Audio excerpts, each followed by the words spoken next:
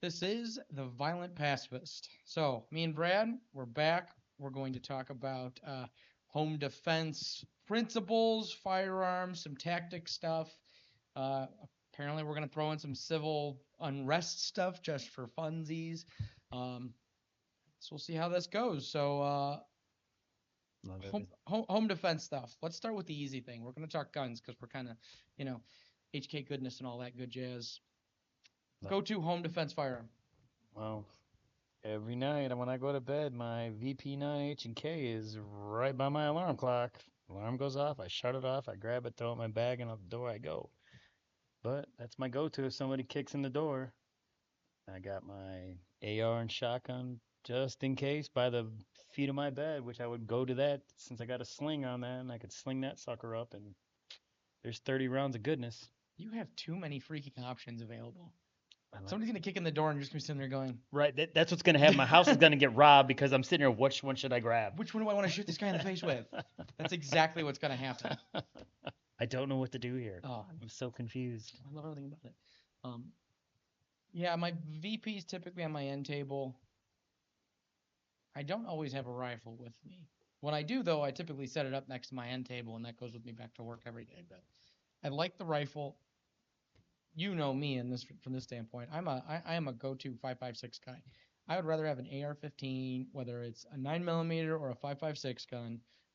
I would rather have that on hand and available than anything else. I'm faster with it, little more oomph for the bad guy. Uh, my level of precision is a lot higher. And then more accurate. Yep, and the features I have in mind allow me to do a lot more and get a lot more creative because I've got the laser, so I've got the Viz IR laser, which would normally be for night vision, but if for some reason I have an arm out of commission, I can flick the laser on and I can stick that sucker on my armpit and I can put it in a doorway or I can put it for an open area where I know I'm waiting for a bad guy to show up and then look for the dot. It's not fast, but it's accurate enough for government work. And in the event I can't shoulder and swing that gun, I've got the dot. It's a poor secondary or third dairy in my case, but it will get the job done in a pinch. Um, mm, Yeah, absolutely. I like the rifle too in case you need to do a nice little muzzle thump in case we're not shooting. I'm just saying, you know, somebody comes around the corner and I don't know. you need a compensator with like sharp edges on it. Something that when you muzzle thump, it's less of a thump and more of a javelin. Right. And then I get it stuck and I can't get it out. Dual purpose bayonet. No, I think that's exactly what you need for yourself. That would be my luck though. And then the guy would fall down, pull me down with it, and the other guy would come in. It'd be bad. I love everything about this. Um, I'll be honest, I don't love pistols for home defense, personal defense. For myself, because of the precision and the stress and all the good jazz that goes with it, but the general public, because you spend a lot of time on the range with me, especially with newer shooters and even veteran quote unquote shooters. Would you say, from what you've observed, the average shooter that comes takes a CCL class, even our defensive handgun class, etc., of the numbers that go through that, how many of them do you think are combat effective when they're prior to coming to class? Slim to none. Yeah. Slim to none. Their groupings are not as tight as, especially because that's slow. Take your time. Shooting at paper, not 2 o'clock in the morning with somebody kicking in your door and coming in. Your adrenaline's pumping, and yeah. Even our close quarters pistol class, at the end of the day, okay, those guys are much better equipped. They're physically capable of shooting faster and accurate. But the kicker on that is that doesn't have any, like, even as little as much as we kind of try to add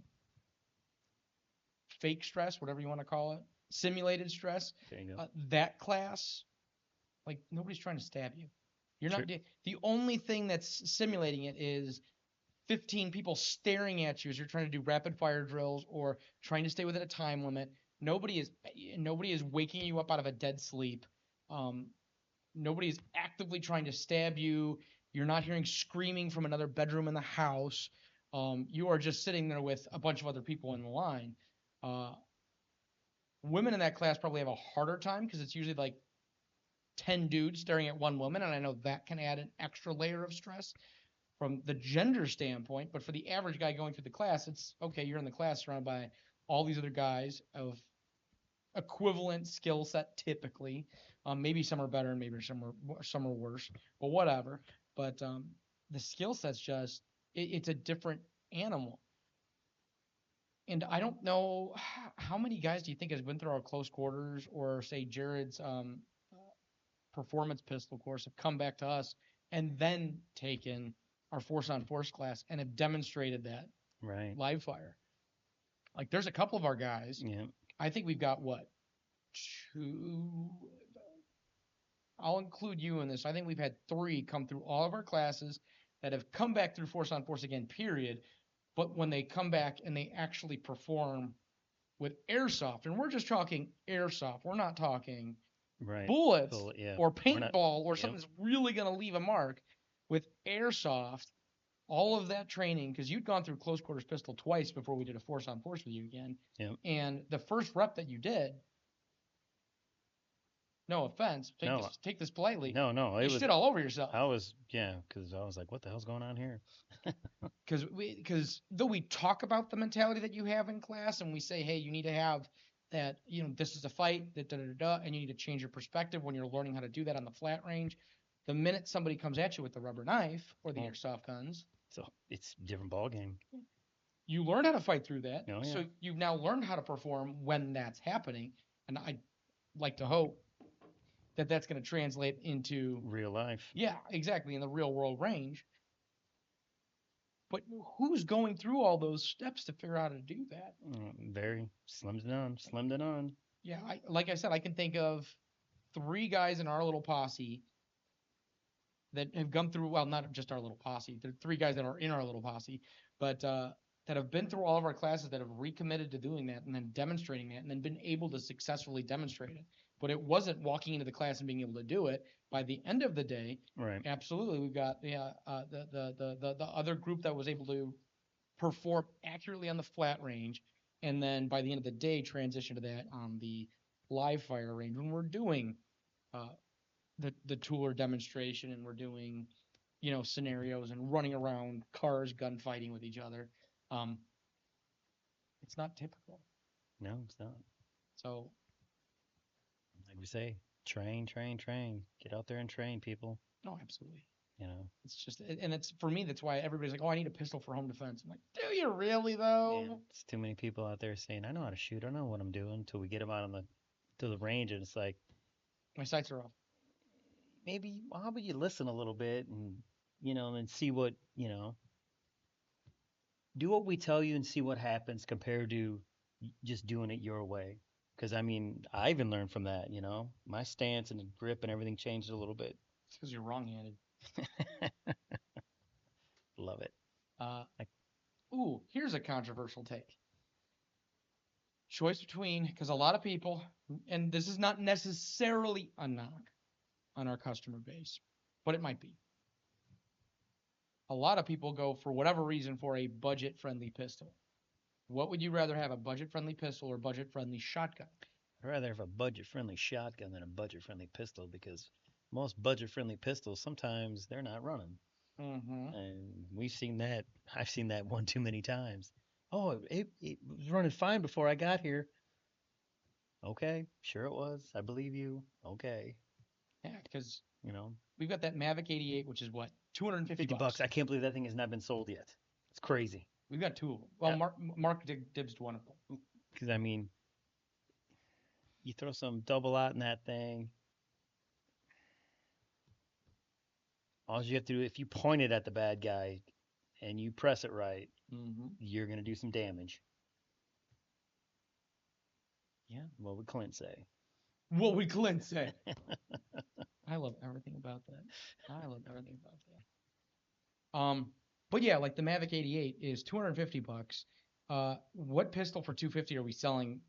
Like the Tauruses or 3? Yeah. 3 1/4? Yep.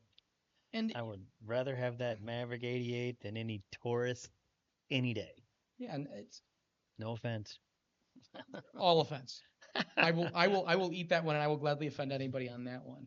Because here's the other end of those, like the budget friendlier guns. Like if you buy a Glock 19, a VP9, a Smith and Wesson, whatever, and you have a less than optimum grip, and I know you've seen this on the range with me, and you have a suboptimal grip, they usually still cycle properly. Yes. Tauruses, G2s, the G3s, G4C, whatever the hell the stupid things are, the Ruger SR9s, Yeah, Jam City. Ruger Americans, yeah. They are much more sensitive to a poor grip. We've seen people that have weaker grip, weaker hand strength, weaker arm strength, jam. And like you said, I'll take your quote on that one. It's absolutely jam city. Um, at least with the Maverick 88, you're gonna get at least one Yeah, you're gonna. shell, Yep. and there's a lot of hurt coming out of that one shell. Absolutely. So in my head, for a home defense standpoint, I'd rather go something like a 12 gauge shotgun or a 20 gauge shotgun. Yep. What's uh the Keltec KSG, the 410? What's that one running? What is it? 4.25, 450? Something like that. Somewhere in that neighborhood. Yeah. So that's in the neighborhood of what you're paying for a new Taurus, a new Right. Ruger, the Ruger American, the Ruger, SR9. You're in the 350, 450 territory. I thought, and don't hold me to this, I thought it was like 400, 4.25 for the 410 version. Yeah. It might be close to 5, but yeah. But yeah, I'd rather have that any day. And that sucker holds freaking 12 freaking rounds. Yeah, throw turkey loads in there, or throw slugs in there, or dealer's choice. And like you said, it holds 12. The little one holds 12. The big one holds 14. Yeah. All day. And that's soft, and that's super soft shooting for anybody that's recoil sensitive, whatever. If you're not ready to do 20 gauge or 12 gauge or whatever, at least with that, you've got a whole world of hurt. The one thing you need to practice is cycling it hard. But again, at least you'll have one good round for sure. Yep. And if you put a turkey load in there, it's just a bunch of little freaking 38 shells coming out, 38 bullets coming out. The way some people shoot some of them Tauruses when they do go off, that trigger so like there's concrete in that trigger or gravel. Dude, you, so bad. You might even, I think most people would miss with their adrenaline pumping and grabbing that Taurus and pulling that trigger. Especially I hope I'm wrong, but especially with the level of practice that we're seeing. right. I had now they're not going to listen to the podcast, and if they are, take the lesson to heart. I had a client. We're just going to say a client come through my class last week through one of my renewals. Hey, man, I haven't shot since I got my original concealed carry. I'm like, that's 5 years. I know, that's sad. You think in the middle of the night when somebody kicks in your front door, that person is going to pick a firearm up off the end table and successfully hit anything? Because and I know you've heard this before. These are the same people that come to us and go, "Oh, I don't carry with a round chamber. I know. My gun's got an empty chamber. There's no even with a empty chamber safety on. I'll have time. With your adrenaline pumping, no, you're not gonna have time. I saw you show up to your renewal and load your rounds backwards into your magazine the first time, so I'm not feeling confident. Yeah, every time one of them guys come, it's like they hit one in the shoulder, one in the left shoulder, one in the right shoulder, one in the gut. Like, it's bouncing around. It's not even a group of bullets. I'm like, you need to get that group and tighten it up. Hey, what can I do? Take a class, please. Oh, remember when I was on that, what was that, like 6-month kick where I was doing renewals, and I was like, who felt that they would be able to defend themselves based on the skill set, and everybody raised their hand and go, put them down, please. I know, that was pretty brutal. I'm kind of surprised we didn't lose more customers after that. You guys need to up the skill set here, boys and girls. Because I even give it I'll even do that. If you can't have it with this on that qualification, yes, you need to train. And like we say, I wish everybody had a gun, whether you're for guns or not guns, or want to be a gun guy or not. Train. You ain't got to train and be a gunfighter where you're training constantly, but take a few classes a year, 3 a year. I mean, you're talking less than $500, and you're going to get some skills. Please. Absolutely, or at least 2. For my sake, the 2 I would take would be a drawing class with your handgun. So a handgun class that's going to get you familiar, all that good jazz, and force on force. Yeah. Because the force on force, you can push it a little bit, and depending on if that's your one class of the year or your two classes of the year, we can ramp up the level of difficulty to push you to where you need to be. And the reality is we should do a skills and drills day where we dump the scenarios where all it is like the tool or drill and like defending yourself against a specific kind of attack. Right. Get that pistol Just out. if you can get it out and get it on target. That would be a lot of fun. Yeah. Whether we do that on, simulated on a paper target, or we actually have your bad guy, or we partner people up and say, hey, we want you to grab him by the neck. We want you to come at him stabbing. We want you to get surprised from behind, whatever. We need to do something like that. I think that'd be fun to just do instead of a scenario based, which also important, but just doing, hey, respond to this specific. Yep. They're actively shooting at you. You're in an active shooter scenario, and they are 4 feet away when they start shooting at people. How are you going to respond? Are you going to be able to do it? What are you going to do? What are you going to move? Even if a big chunk of it's not about shooting the bad guy, but escape and evasion. Mm-hmm. But we should be able to push that and be able to get you shooting where you're supposed to. Hey, did you build that grip the way you were supposed to? Because you can. Anybody who argues that, whoa, can't do that. I'm not going to do that properly, can bite me. I'm sorry. It has been proven time and time again, whether it's military, law enforcement, or even civilian shootings on camera, properly trained people will perform the way they're supposed to. You will see that front sight, and you will get the proper grip. The more you train, it's just natural to me now when I grab my gun. It's just bam, it's there every time. I can't do a messed up grip because my hands don't even work that way anymore. Yeah, it's just this is it. I don't understand the question. Right. It comes together just because that's the way. After about 10,000, 20,000 times, that's the only way they work now. Exactly. So yeah, I like that option. Obviously, we can't have AR-15s anymore, but if you're gonna go the budget route, I'd be going pump action shotgun. If you're not gonna train at all, you're not gonna do anything else with it. Take 10 minutes playing with it to actually get used to how sensitive the slide stroke is on it, so you don't short stroke it. But I would grab one of those security 88s. Those Maverick 88 securities they're so cheap. Yeah, that's great. I mean, it's $250. Come on. Yeah, and they actually work pretty decent. I'm sure you got to be pretty stout with your racking the slide, but you got at least one good, double-aught shell towards bad guy if the need requires it, and it's not a bad way to go. No. And from the budget standpoint, the Kel-Tec KSG 410 is a good option in my opinion. Without a budget, where would you, if you were going to go long gun, shotgun route, what would you think? Oh, without a budget. Oh, man. Or a less stringent budget at the very least. It doesn't need to be unlimited. Sky's the limit, but. Set my Daniel or my 1301. Well, from a legality standpoint, probably a 1301. I know we can't get the tactical version anymore in Illinois, but yeah, they've got semi-auto 1301s that'll still hold 5. That's still Illinois legal as long as you got, the non-pistol grit, yada, yada, yada. Yeah, because they got that, what's that? The one they made underneath the 1301. Beretta. God damn it. There is an automatic semi-auto. It almost looks like a 1301, slightly different. Slightly cheaper? Slightly cheaper. It's just like right underneath it. Oh, man. They had one that shot. I was messing with it, trying to find the difference, and then finally started noticing it's just little things here and there, but significantly cheaper. Little refinement, little less refinement to it. Mm-hmm. I like the idea of a semi-auto shotgun. Because then you ain't got to worry about, if you got it all loaded up and ready to go at nighttime, you just got to grab and go. Yeah, you don't have to worry about it mishandling because you're not gripping it properly or whatever. It's just going to fire as long as you point it in the right direction and pull the trigger repeatedly. Absolutely. Softer recoil, so it's a little less recoil beating on you, but if you have a recoil sensitivity problem, they make semi-auto 20s. Yeah. Because I think the 1301 even comes in a semi-auto 20 gauge. I think. Don't hold me to that. But I know there are semi-auto 20 gauge options out there. So if you are very recoil sensitive, it's something that you want to hand to a less familiar wife or daughter or smaller frame son.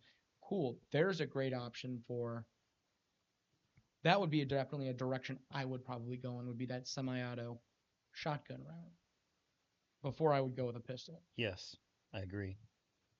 I 100% agree. Semi-auto shotguns can suddenly jump from that like $400 round to 2,000. Now we're at $2,000 all of a sudden. What? yeah. Wait, what happened? But we got that Mossberg on the shelf was what, $900, $800, something like that. That's a nice shotgun though. Yeah, it's a decent semi-auto shotgun. The JM Pros, the 3-gun shotguns, those are very, very nice shotguns. Get one with a 5-round tube in it, so it's Illinois friendly. Unless you're not in Illinois, and if you're watching this podcast and you're not in Illinois, how the hell did you find us? And also, thank you. Yeah, that Mossy semi-auto is not a bad option. Just make sure you take it to the range and make sure it functions the way you want it to with the shells you're going to use for defensive purposes. Yep. Practice. Pistols, though, cheapest I would go with would probably be a Glock. Yeah. Yeah, probably a Glock. Yeah. Because that's what the cheapest base model Glock, like 19, is what, $550 or something like that. Yeah. Maybe $600, something on that. Five without the MOS on it. Or if you're on a budget, go on AIM Surplus. What are they, $300 for a trade-in? Yeah. Yep. That's why I don't understand why people buy budget pistols, because you can get a used Glock 19 that is going to work exactly how you want it to for like $350, $400, which puts you in the realm of the discount budget-friendly pistol lines that are out there. That blows my mind. I can't understand why you wouldn't just do that, given a lot of people don't know that that's an option, but... Right. Stop buying those subcompact Taurus and Rugers. Please. Stop buying subcompact everything.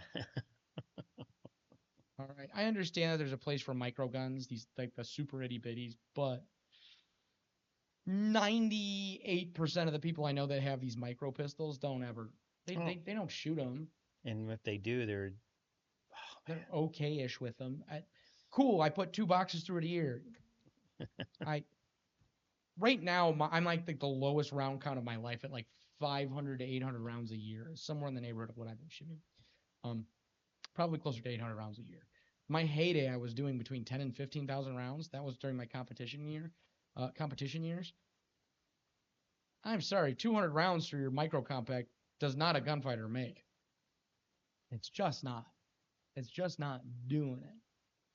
So for a home defense standpoint, I'd be leaning way more in the neighborhood of shotguns are my friend. Let's go the shotgun round. Agreed. Now, if they legalize suppressors, you know what I should use for my home defense gun? The Sten. All giggle switch all day. Nobody expects to get murked by a freaking World War II submachine gun from Britain. I'm just saying, just the sound alone would be hilarious. If I could suppress it, it'd be even funnier. Gotta pull that barrel out and see if we know anybody that can thread it for us. Yeah, but hey, at least you'd be knowing that that's the wrong house. Nobody would ever do it again. So much confusion. It'd be one time and one time only. That would be the house. Don't go to that house. Ever. Oh my God. If the ATF is watching, if that ever happens, I was only at the house for demonstration purposes. It was going to be shown off to a police department the next day, I swear. Right. All true. Can confirm. Welcome. Home defense accessories. Put a light on that sucker. That's all I'm saying. Put a light and a sling. Sling so you can hang it just in case you need to go hand to hand for some odd reason, or grab something. If you got little ones or the dog, you can grab and throw them away, and you're not dropping that gun. It's still attached to you. Mm-hmm. Sling, and a red dot. Slinging them. Oh, yeah, I'd go red dot. Or better yet, night vision. I'm just saying. I want a circuit breaker for all the lights in the house in my bedroom that I can just flick. Yes. Take a set of dual tubes, throw that on there, and I'm just saying that's a valid option. What's that Holosun? Oh, the thermal. I put that thermal on anything. Yeah. Oh my God. There you go. That thermal optic from Holosun. The rifle one is actually out. The pistol version's pretty cool too, but that's a whole different. That's kind of a dedicated platform kind of a thing. But it's got a thermal overlay over a standard red dot. I mean, the thing is massive. Yeah. It is a huge optic, but from a home defense standpoint, that thing was cool. It is so neat. and you can travel basically through. If you know how to navigate your house in the dark, but you have that, it's going to be great because you can just look through that optic. You'll get a green overlay when bad guys in front of you. The picture's clear enough that you can identify if it's good guy, bad guy, and if there's a weapon, and if there is, just do the Lord's work. Oh, all night, every night. Just saying. I love everything about that. I love a good flashlight. Please don't get cheap with your flashlights. No, you need something that'll throw it. Did you see the new Streamlight 7s? The 7 series? We have the 7. You mean the 8 series? No, the TLR 7 series, the new 7 series. No, They have a 7HL. It's technically 1,000 lumens like the TLR 1, but it's a higher candela rate, so it's actually got a brighter. It appears to be brighter than the TLR 1, and it's cheaper by like $50. Fun fact: if you didn't see that one on the shelf at the shop, that is. I did not see that. Nice. It's longer. It's the length of a TLR1 basically. Oh, okay. Maybe a hair shorter, but it's like the TLR7 housing, but the lens is physically bigger. But it's a 7XHL or whatever it is. That's kind of cool. That is kind of cool. Right. Yeah, because I thought you were talking about the 8 series that haven't came out yet. That was at SHOT Show, because on my pistol I carry the 7A, and their 8A is an extra 500 looms, so it's 1,000 looms for a little itty bitty light. And I'm just like, when is that going to come out? Because doesn't that one have the laser on it though too? I don't care. I'm never going to turn that one on. I'm just going to use the light. It's probably the 8. The 8 was probably the 7 HL that we've got on the shelf. So we have it at the store. I'll have to look at that. It might be gone. It might be gone. Because we have a 7X, and then we have a 7X HL, and I'm looking at it next to the TLR1 going, what? That's different. That's 1,000 lumens. I'm confused. I don't know what the runtime is because I think it's still only one battery versus the TLR. Or is that a charging one like the X? Probably. Huh? Now I gotta look. Now I gotta go freaking look. I guess we're going to the shop after we're done with this. So much for dinner. Right. What? Yeah, flashlight. Good quality flashlight. Please don't put a hand grenade on your gun. If you're wondering what I'm talking about. I would never dream of slandering any of the companies that have overheating and rupturing lights.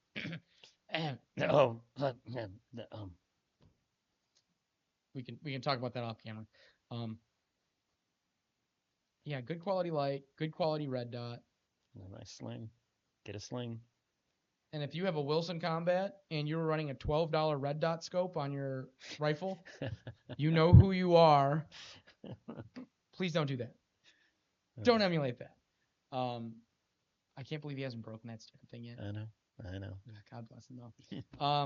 He's gonna watch this and he's gonna stab me, isn't he? Yeah, he is. Okay, that's all right. If I get it, there's an envelope in my safe in case of emergencies of my unexplained death that says, "Well, that didn't work," and inside is the name of the person who's gonna stab me after the video.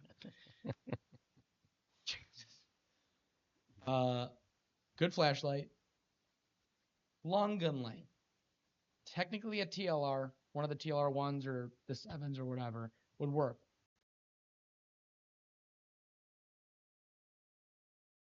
Like a cloud. I would want a long gun, because then you can, like you said, you can throw it if you need to throw it. But if you don't need to, it'll still light up in a small. It's gonna light up everything. I'd rather just spend the money, cry, get it over with, and get the light. Yeah, I'm on board with that one completely. The red dot, thankfully there's budget-friendly-ish red dots now. All the Hollow Sun stuff is... Oh, yeah. All their red dots I haven't had a Hollow Sun that's really given me any kind of fits. I'm running their tube red dots for rifles. I've run their pistol dots. I've run a lot of their stuff. I want their thermal rifle sight. It's just... I need to have a rifle dedicated for it for the house that I'm not willing to make that commitment just yet. I wish it was like some kind of quick attachment, because I'd like to throw it right in front of my red dot already. Just have it dedicated. Nice quick attachment, bam, ready to go. Take it off. Yeah, someday maybe. But think about that house for the future. It's always on my back burner of things that I need to pick up for no reason whatsoever. Ammo loadings, pistol. What do you carry for your carry around for your handgun? I got Federal HST. Okay, I'm running that too. The 124 stuff, I'm assuming, Yeah, or whatever we have at the shop. I'm running 124s. I know. yeah, Solid pistol caliber. Critical duty, you're not gonna go wrong. Critical yeah. defense, you're not I gonna got go critical in my SK. wrong. The Spear Gold Dot, Mm. the G2, those are all Oh, good Yep, rounds. yep. Shotgun, double lot. Double lot. I had some Hornet A home defense double lot.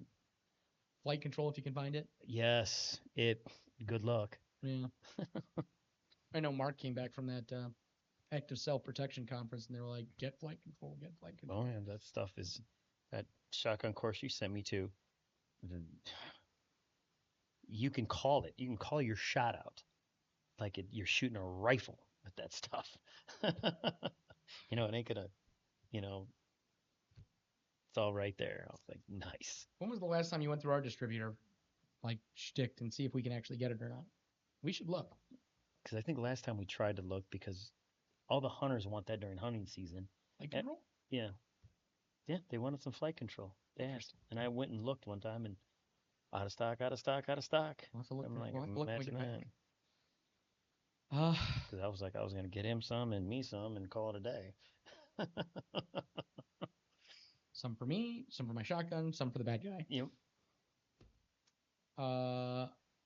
Rifle loadings. I honestly don't care. It's going very fast. It's going very fast. I got a little bit of everything. I got some of that new Hornet A defensive freaking Not the tap, but like they have a critical duty yeah, or critical it's defense. almost like they're It's equivalent of their pistol round book yes. rifle. And then I also have a few black tips that I say are better than green tips. I got a few boxes of those I like to keep around. Those aren't the tracer variant, are you're not gonna No. light the house on fire? No, when no you tracer smoke variant. check, No tracer Crackhead variants. Pete. No tracers. That's too bad. That'd be pretty funny though. I'd like a few tracers. What happened to the bad guy? Well, why did your house burn down after you shot the home invader? Well, you see, Judge, I had tracers loaded and didn't realize it, and it went through bad guy and started the house on fire. Yeah, it was a total accident. But, bad guy dead. Now hopefully I get a new house. Just saying. That's solid. He might have brought a spider with him, so I just got rid of it. Oh, I love everything about that. Everything about that is awesome. Yeah, like from a gear standpoint, I think that's most of it. I keep flashlights on all my guns, so I don't have to worry about like a hand light next to the bed. But if you Same. don't have a weapon lighted mounted flashlight, get a handheld and a Yes. good one. Something that throws. At least a little bit of light. I wouldn't go any lower than 500 lumens. Go north that. Spend the money, guys. Or get that big old D-cell mag light from, Back in the day. back in the day. They still make them. They're at Walmart, for crying out loud. Get one of them next to your bed so you can. So you can blind somebody and then smack them in the face by. Because remember, blinding a dude is not illegal. Shooting the wrong person because it's dark in the house or because your batteries are crap, that's illegal. Nobody cares that, oh, it was dark. You're going to get a little trouble for that one. Just a wee bit. Yeah. I hear prison's very fun. You'll never be lonely. Never. Cuddle buddy all year round. Jesus. That escalated to a dark place. Yeah, gear-wise, anything else that you'd want to throw into the pile? No. Covered it. Sling, dot, light. I'm on board with all that, so. And Cool. good ammo. And good ammo. Good. All right, well, in that case, on that note, we're going to call it a day. Anybody that is tuning in, we appreciate it. We appreciate your support, and hopefully this ongoing podcast, and you get the video of the first time in the new space. So thank you guys for listening, watching, all that good jazz, and we'll catch you next time.